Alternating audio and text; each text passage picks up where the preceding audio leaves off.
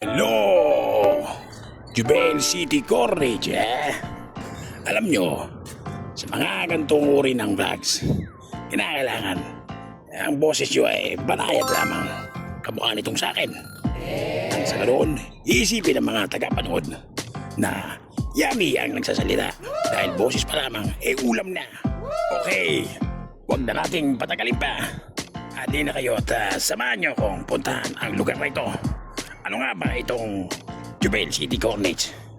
Ito ay isang seaside park na kung saan ay isa sa mga paboritong pasyalan ng mga expat, partikular ang mga kapwa ko OFW na makikita nating namamasyal, nagpipiknik, nagbabiking, nagja-jogging at namimingwit. Katulad na lamang ng mga grupong iyon ng mga kabayan. Tara at ispatan natin. Yan, zoom natin. Yan, marami nang nahuli yan. Siyempre, kanina pa yan dyan sila kabayan. Parang hindi yata kabayan. Okay lang. Mali yata tayo na pinuntahan. Hindi pala kabayan yun. Pero okay lang.